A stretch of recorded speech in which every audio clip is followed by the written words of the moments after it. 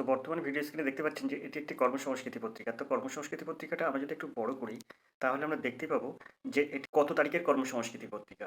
তো এই কর্মসংস্কৃতি পত্রিকাটা আপনাদের সামনে একটু বড় করছি, দেখুন এখানে পরিষ্কার লেখা আছে যে এই কর্মসংস্কৃতি পত্রিকাটা কত তারিখের।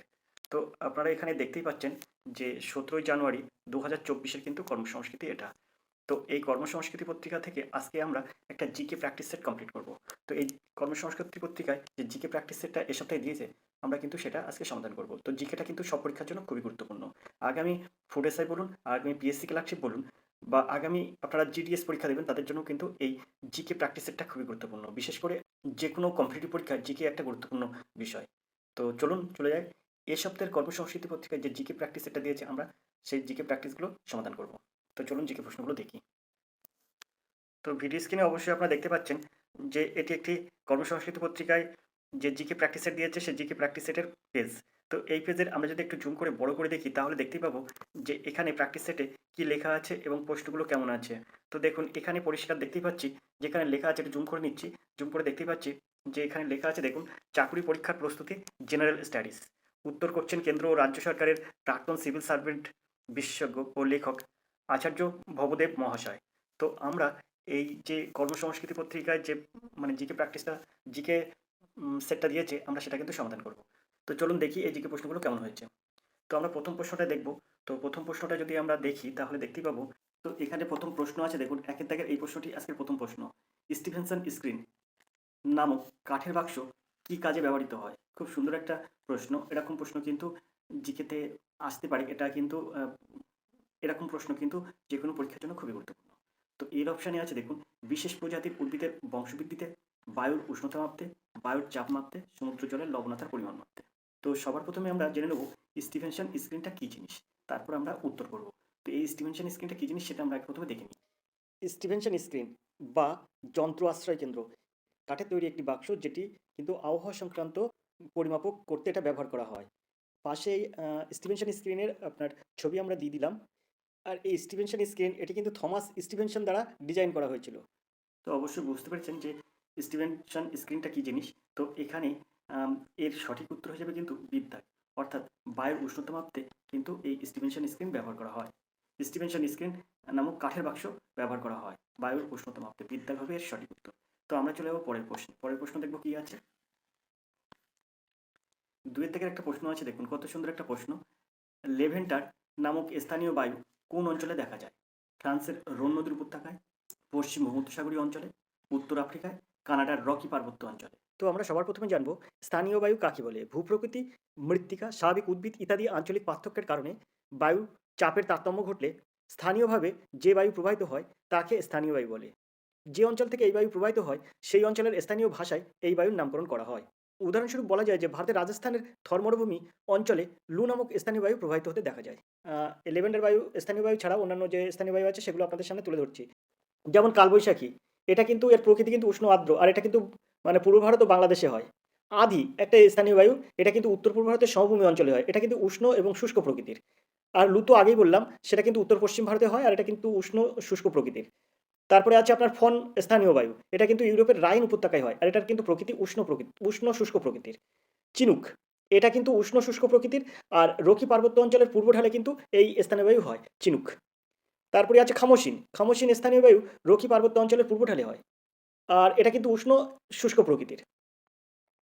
তারপরে আছে আপনার সিরক্কো, সিরক্কো কিন্তু এটা সাহারা থেকে ভূমধ্যসাগরের দিকে এই স্থানীয় বায়ু প্রবাহিত হয়। হারমাট্টান, হারমাট্টান নামক একটা স্থানীয় বায়ু আছে, সেটা আপনার পশ্চিম আফ্রিকার মধ্যভাগ থেকে বাইরের দিকে এই বায়ু প্রবাহিত হয়, আর এটা কিন্তু উষ্ণ শুষ্ক প্রকৃতির।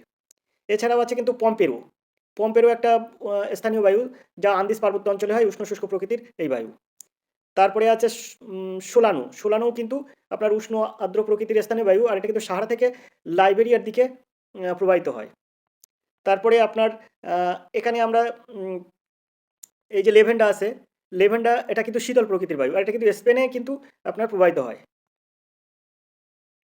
তারপরে আছে আপনার পুরগা, পুরগা কিন্তু একটা স্থানীয় বায়ু, সেটা কিন্তু রাশিয়ার তুন্দ্রা অঞ্চলে দেখা যায়, রাশিয়ার তুন্দ্রা অঞ্চলে হয়, আর এটা কিন্তু শীতল প্রকৃতির। তারপরে আছে সান্টা আনা, এটার উষ্ণ প্রকৃতির, আর এটা কিন্তু দক্ষিণ ক্যালিফোর্নিয়ায় কিন্তু এই বায়ু প্রবাহিত হয়, এই স্থানীয় বায়ু প্রবাহিত হয়। তো আমরা মোটামুটি কিছু স্থানীয় বায়ু প্রবাহিত হয় কোন অঞ্চলে কীভাবে প্রবাহিত হয় আমরা একটু শুনলাম।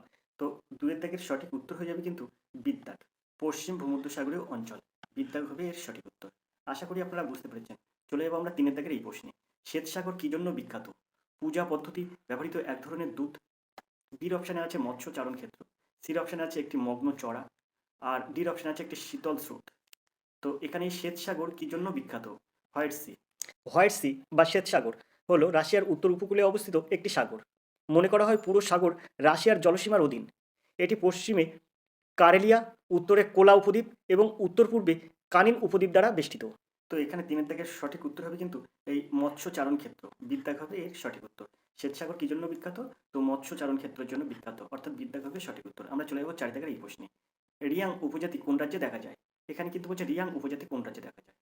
তো মণিপুর, অরুণাচল প্রদেশ, অন্ধ্রপ্রদেশ আর ত্রিপুরা। তো এই রিয়াং উপজাতি দেখা যায় ত্রিপুরায়। তো ডির অপশানের সঠিক উত্তর। রিয়াং উপজাতি ত্রিপুরায় দেখা যায়। এর সাথে সাথে আরও কিছু ভারতের উপজাতি, প্রধান প্রধান উপজাতিগুলোর নাম এবং সেগুলো কোথায় দেখা যায় আমি আপনাদের সামনে একটু আলোচনা করছি। মিনা, গাথালি, ভিল, বৈগা এরকম উপজাতি দেখা যায় কিন্তু রাজস্থানে। ওরাও গোল্ড এই উপজাতি দেখা যায় কিন্তু বিহারে। মিনিকয় এটা কিন্তু লাক্ষাদ্বীপের উপজাতি। লেপচা এটা কিন্তু খুব ইম্পর্টেন্ট একটা জিনিস, উপজাতি লেপচা। লেপচা হচ্ছে ওয়াংচু, লেপচা ওয়াংচু এগুলো কিন্তু সিকিমে দেখা যায়। তারপরে মুড়িয়া, গোন্ডো এগুলো কিন্তু ছত্তিশগড় দেখা যায়। অরুণাচল প্রদেশে দেখা যায় অবর, অবর নামক উপজাতি দেখা যায় অরুণাচল প্রদেশে। আর উড়িষ্যা দেখা যায় খণ্ড। লুসাই, রিয়াং এগুলো কিন্তু ত্রিপুরায় দেখা যায়। আর মিকির নামক উপজাতি এগুলো দেখা যায় অসমে। আর মুন্ডা নামক উপজাতি দেখা যায় ঝাড়খণ্ডে। সঙ্গে আরও কিছু উপজাতির নাম বলি, যেমন মেইথেই এটা কিন্তু মণিপুরের উপজাতি। তারপর জয়ন্তিয়া এ কিন্তু মেঘালয়ের উপজাতি। তারপরে আপনার আছে সীমা, লোথা, স্যাংটম এগুলো হচ্ছে নাগাল্যান্ডের উপজাতি। বাইকা এটা কিন্তু রাজস্থানের উপজাতি। ডোগরা জম্মু ও কাশ্মীরের উপজাতি। কাদার এগুলো, কাদার এটা হচ্ছে কেরালার উপজাতি। তারপর আপনার ডুবলা এটা কিন্তু দাদার ও নগর হাভেলির উপজাতির নাম হচ্ছে ডুবলা। আদি, সিংফো, মিসমি, নিশি, তাপিন এটা অরুণাচল প্রদেশের উপজাতি। গারো উপজাতি দেখা যায় মেঘালয়। আর খাসি, ঢ্যাং এই উপজাতি দেখা যায় কিন্তু আসাম, মেঘালয়, ত্রিপুরায়। কোল, ভিল, গোল্ড, গারো এই উপজাতি দেখা যায় মধ্যপ্রদেশে।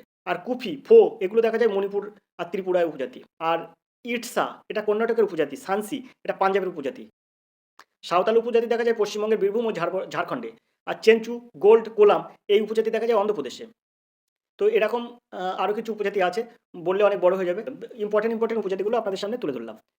5 দাগের প্রশ্ন আছে দেখুন। হিমালয়ের এভারেস্ট শৃঙ্গের উচ্চতা কত? 8,848 মিটার, 8,867 মিটার, 8,872 মিটার, 8,849 মিটার। তো এখানে হিমালয় এভারেস্ট শৃঙ্গের উচ্চতা দেখুন, এখানে একটা সাল উল্লেখ করেছে 1992 সালের গিনেস বুকে। তো এই হিসাবে 1992 সাল হিসাবে এখানে হিমালয় এভারেস্ট শৃঙ্গের উচ্চতা কত? তো আমরা প্রথম থেকে পড়ে আসছি 8,848 মিটার, কিন্তু এখানে যে 1992 সালটা উল্লেখ করে আছে এখানে গিনেস বুকে লেখা আছে 8,867 মিটার, অর্থাৎ বিদ্যাক হবে সঠিক উত্তর। আশা করি আপনারা প্রশ্নটা বুঝতে পেরেছেন। আমরা চলে যাব 6 দাগের প্রশ্নে। শ্রী শৈলেমু জলবিদ্যুৎ প্রকল্প কোন নদীতে অবস্থিত? কৃষ্ণা নদীতে, কাবেরী নদীতে, সিলেরু নদীতে, পেরিয়া নদীতে। তো এখানে 6 দাগের সঠিক উত্তর কী হবে? তো এখানে 6 দাগের সঠিক উত্তর হবে কিন্তু শ্রী শৈলম জলবিদ্যুৎ প্রকল্পটি কিন্তু কৃষ্ণা নদীতে অবস্থিত। কৃষ্ণা নদীতে অবস্থিত। পাশাপাশি এই বীর অপশানে যে কাবেরী নদী আছে, এই কাবেরী নদীতে শিবান সমুদ্র জলবিদ্যুৎ কিন্তু তৈরি হয়েছিল। তো এটা কিন্তু এই প্রকল্পটি এশিয়ার সর্বপ্রথম কিন্তু জলবিদ্যুৎ কেন্দ্র এটা। তো এটা কিন্তু 1905 সালে শুরু হয়েছিল আর 1938 সালে এটা সম্পূর্ণ হয়েছিল। শিবান সমুদ্র জলবিদ্যুৎ প্রকল্প কাবেরী নদীতে অবস্থিত। তো আমরা চলে যাবো 7 দাগের এই প্রশ্নে। কত সালে ফরাসি উপনিবেশ চন্দননগরকে হুগলি জেলার একটি মহকুমা হিসাবে যুক্ত করা হয়? তো 1947 সালে, 1954 সালে, 1967 সালে, 1948 সালে। তো এখানে 7 দাগের সঠিক উত্তর কী হবে? তো এখানে 7 দাগের সঠিক উত্তর হবে কিন্তু বিদ্যাক, 1954 সালে। বিদ্যাক হবে সঠিক উত্তর। আমরা চলে যাব পরের প্রশ্নে। 8 দাগের একটা প্রশ্ন আছে, কত সুন্দর প্রশ্ন দেখুন। পশ্চিমবঙ্গের দৈর্ঘ্য দার্জিলিং থেকে সুন্দরবন। তো এখানে কত? পশ্চিমবঙ্গের দৈর্ঘ্য কত দার্জিলিং থেকে সুন্দরবন পর্যন্ত? তো এখানে 650 কিমি, 580 কিমি, 325 কিমি, 548 কিমি। তো এখানে 8 দাগের সঠিক উত্তর। পশ্চিমবঙ্গের যদি আমরা দৈর্ঘ্য দেখি তাহলে এখানে বলতে পারি 8 দাগের সঠিক উত্তর হবে কিন্তু এর দাগ 650 কিমি। আমরা চলে যাব 9 দাগের প্রশ্নে। পরিবেশ সুরক্ষা আইন কত সালে পাস হয়? 1956 সালে, 1986 সালে, 1960 সালে, আর কোনোটিই নয়।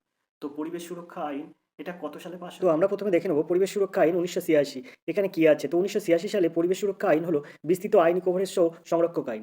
এটি কেন্দ্রীয় সরকারকে পরিবেশের মান রক্ষার এবং উন্নত করার উদ্দেশ্যে প্রয়োজনীয় বা সমীচীন মনে করে এমন সব ব্যবস্থা গ্রহণের ব্যাপক ক্ষমতা দেয় এই আইনে। তো এটা কিন্তু পাশ হয় 1986 সালে। তো এখানে 9 দাগের সঠিক উত্তর হবে কিন্তু 1986 সালে। বিদ্যাঘবের সঠিক উত্তর 1986। আমরা চলে যাবো 10 দাগের প্রশ্নে। পশ্চিমবঙ্গের শতকরা কত ভাগ মানুষ গ্রামে বাস করে? 60 ভাগ, 75 ভাগ, 80 ভাগ, 70 ভাগ। পশ্চিমবঙ্গের শতকরা কত ভাগ মানুষ গ্রামে বাস করে? প্রশ্নটা কিন্তু খুবই গুরুত্বপূর্ণ। আপনাদের বারবার বলছি, এরকম প্রশ্ন কিন্তু যে কোনো কম্পিটিটিভ পরীক্ষার জন্য খুবই গুরুত্বপূর্ণ। তো এখানে 10 দাগের সঠিক উত্তর হবে কিন্তু 75 ভাগ মানুষ কিন্তু গ্রামে বাস করে। পশ্চিমবঙ্গের শতকরা 75 ভাগ মানুষ গ্রামে বাস করে। বিদ্যাঘের সঠিক উত্তর। তো আমরা চলে যাবো 11 দাগের প্রশ্নে। কোন প্রস্তাবকে Gandhiji a post dated cheque on a crashing bank বলে অভিহিত করেছেন? ইলবার্ট প্রস্তাব, স্টাফোর্ড ক্রিপস প্রস্তাব, ওয়াভেল পরিকল্পনা, ভারতের স্বাধীনতা আইন। তো প্রথমেই এর অপশানে যে ইলবার্ট বিল আছে, তো আমরা এই ইলবার্ট বিল বা ইলবার্ট প্রস্তাবটা আমরা দেখব কি, মানে ইলবার্ট প্রস্তাব কি? তো ইলবার্ট প্রস্তাব হচ্ছে, লর্ড রিপন ভারতে আসার আগে কোনো ভারতীয় বিচারকরা কোনো অভিযুক্ত ইংরেজের বিচার করতে পারতেন না। এই বৈষম্য দূর করতে লর্ড রিপনের পরামর্শে তার আইন সচিব ইলবার্ট একটি বিলের খসড়া রচনা করেন। এই খসড়া বিলে ভারতীয় বিচারকদের ইংরেজ অভিযুক্তদের বিচার করার অধিকার দেওয়া হয়। এই খসড়া বিলই ইলবার্ট বিল নামে পরিচিত। 1883 সালে এটা। তো এই বিলের পক্ষে এবং বিপক্ষে তীব্র প্রতিক্রিয়া লক্ষ্য করা যায়। ঐতিহাসিক রমেশচন্দ্র মজুমদার আহ, বলেন যে ইলবার্ট বিল আন্দোলন ছিল ভারতীয় জাতীয়বাদের ইতিহাসের একটা গুরুত্বপূর্ণ অধ্যায়। তো আমরা যে বির অপশন আছে ক্রিপস প্রস্তাব, তো আমরা এটা দেখব ক্রিপস প্রস্তাব কি। ব্রিটিশ মন্ত্রিসভার সদস্য স্টাফোর্ড ক্রিপস এর নেতৃত্বে ক্রিপস মিশন ভারতে আসে। সেটা ছিল 1942 সাল। তো 1942 খ্রিস্টাব্দে কিন্তু ক্রিপস মিশন ভারতে আসে। ভারতকে স্বায়ত্তশাসন প্রদানের লক্ষ্য নিয়ে 29 মার্চ একগুচ্ছ প্রস্তাব পেশ করে, যা ক্রিপসের প্রস্তাব নামে পরিচিত। তো এখানে এটা কিন্তু সঠিক উত্তর হবে বিদ্যাগ। স্টাফোর্ড ক্রিপসের প্রস্তাব। বিদ্যাগ হবে এর সঠিক উত্তর। আশা করি আপনারা বুঝতে পেরেছেন। মহাত্মা গান্ধী ক্রিপসের এই প্রস্তাবগুলিকে post dated cheque of failing bank হিসেবে বর্ণনা করেছিলেন। 1942 সালে মার্চ মাসে ব্রিটিশ সরকার ক্রিপস মিশনকে ভারতে প্রেরণ করে। এই প্রস্তাবের উদ্দেশ্য হল ব্রিটিশদের বিরুদ্ধে যুদ্ধের প্রচেষ্টার জন্য ভারতীয় সহযোগিতা এবং সমর্থনকে সুরক্ষিত করা। তো আমরা চলে যাবো পরের প্রশ্নে।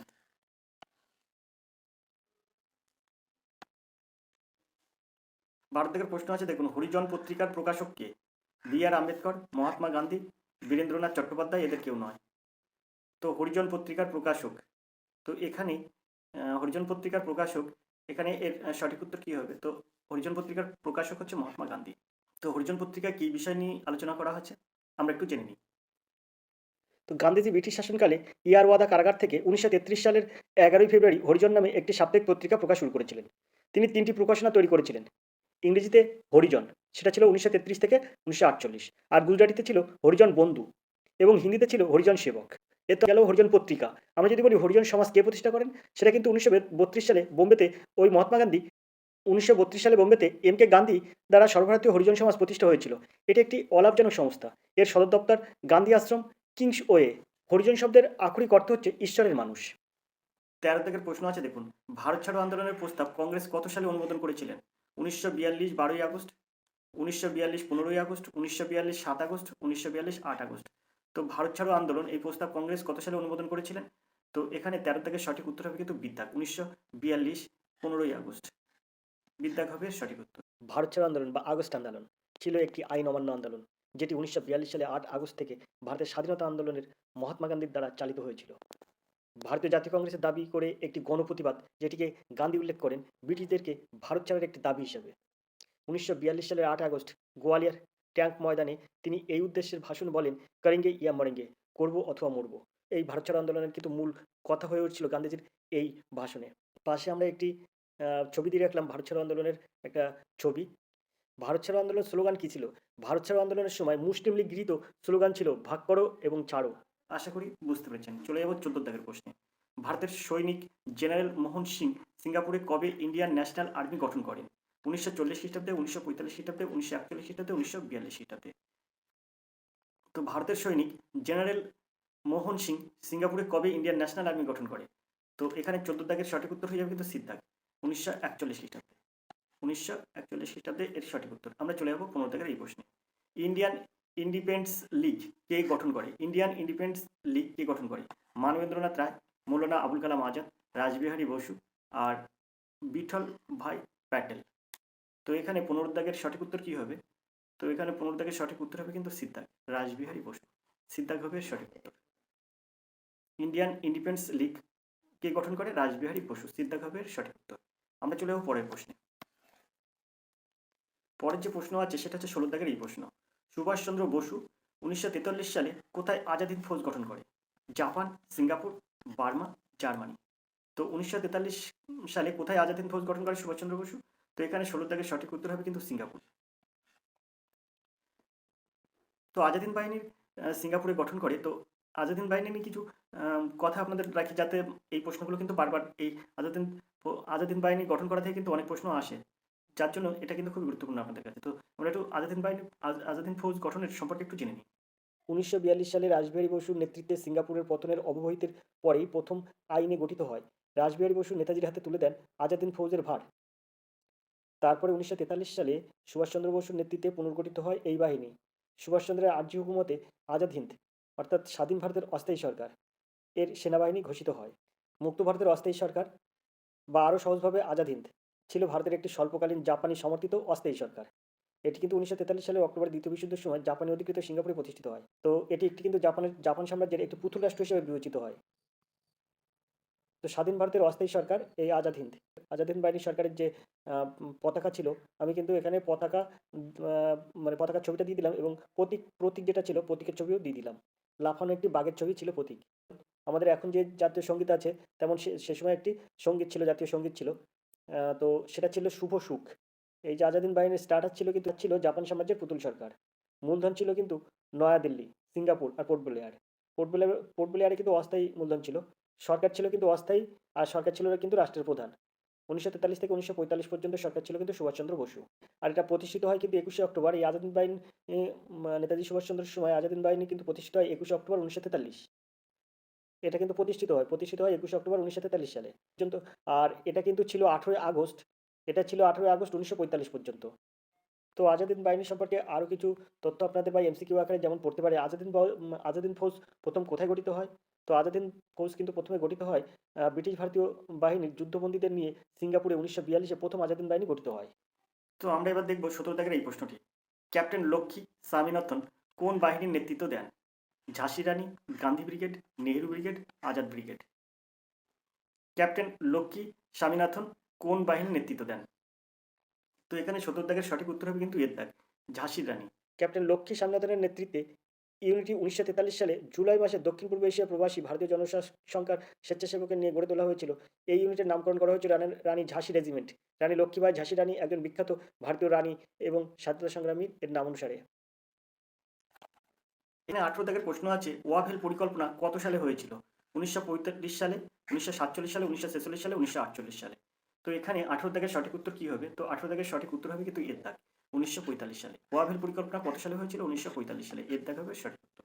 আশা করি আপনারা বুঝতে পারছেন, ওয়াভেল পরিকল্পনা হয়েছিল 1945 সালে। তো ওয়াভেল পরিকল্পনা কি জিনিস? ওয়াভেল পরিকল্পনাটি দ্বিতীয় বিশ্বযুদ্ধের সময় তৈরি করা হয়েছিল, এবং এর প্রাথমিক উদ্দেশ্য ছিল যুদ্ধের প্রচেষ্টায় ভারতীয় সহযোগিতা সুরক্ষিত করা।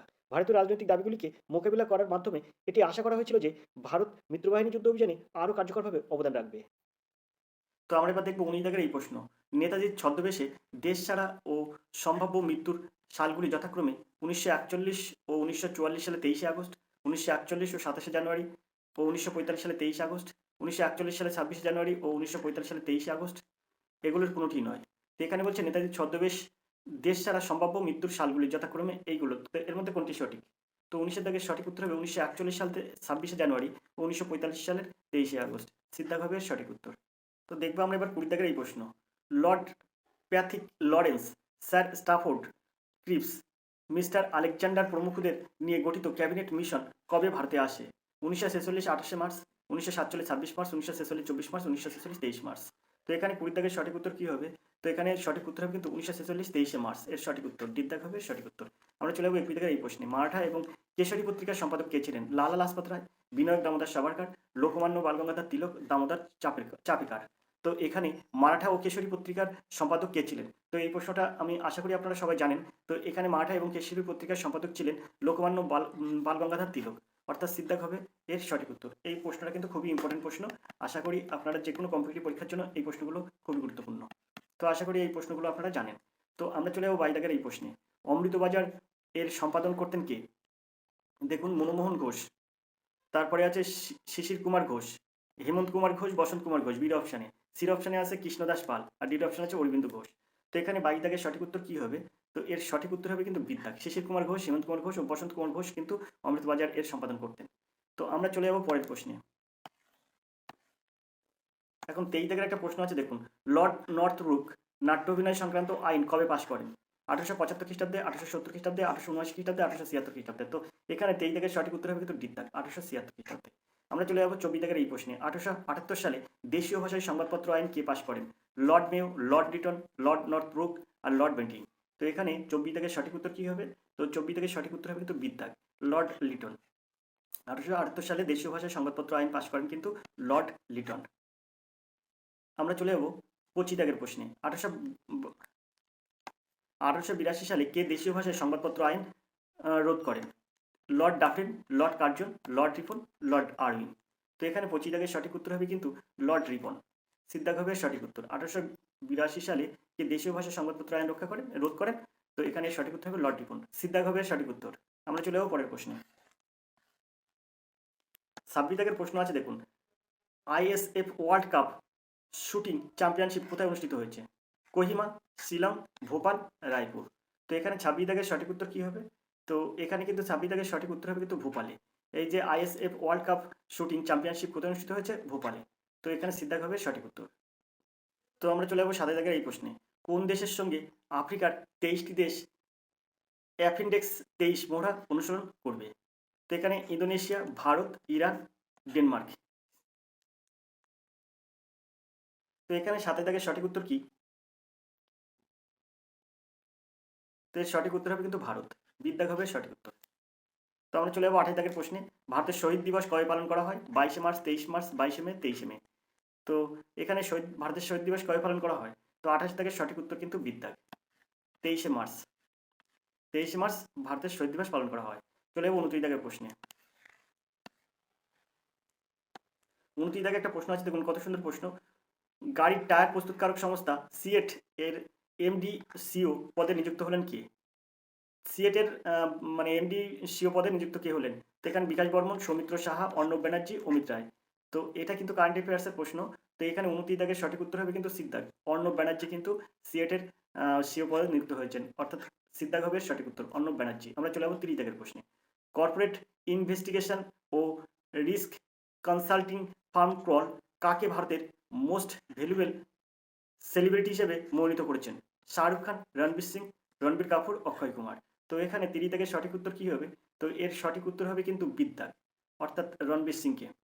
30 দাগে এর সঠিক উত্তর রণবীর সিং। তো আমরা চলে যাবো 31 দাগের এই প্রশ্নে। A matter of the heart education in India শিরোনামের বইটি লেখক কে? নীল বসু, গুরুদয় শর্মা, দুর্জয় দত্ত আর অনুরাগ বেহার।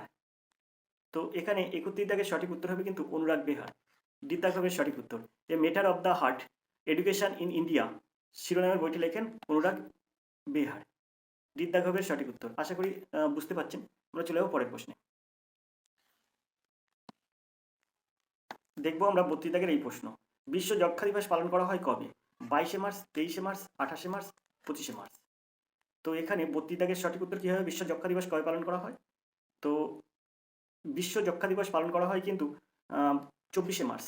24 মার্চ সিদ্ধার্থ হবে সঠিক উত্তর। বিশ্ব যক্ষ্মা দিবস পালন করা হয় 24 মার্চ। চলে যাবো আমরা 33 দাগের এই প্রশ্নে। কল বিফোর ইউ ডিগ অ্যাপটি কে চালু করেছেন? অমিত শাহ, ধর্মেন্দ্র প্রধান, নরেন্দ্র মোদী, রাজনাথ সিং। তো এখানে 33 দাগের সঠিক উত্তর হয়ে যাবে কিন্তু Narendra Modi. Call before you dig এই অ্যাপটি কিন্তু চালু করেছেন নরেন্দ্র মোদী, সিদ্ধার্থ হবে সঠিক উত্তর। চলে যাবো 34 দাগের প্রশ্নে। কেরালার সর্বোচ্চ নাগরিক সম্মান কেরালার জ্যোতি সম্মানে ভূষিত হলেন কে? এমটি বাসুদেব, পিনারাই বিজয়ন। তো এখানে ওই পরের অপশানে এখন যাব না, কারণ এখানে কিন্তু এর সঠিক উত্তর পেয়ে গেছি। কেরালার সর্বোচ্চ নাগরিক সম্মান কেরালা জ্যোতি, এই সম্মানে ভূষিত হলেন কে? এমটি বাসুদেব, এর দাগ হবে এর সঠিক উত্তর। তো আশা করি আপনারা বুঝতে পেরেছেন।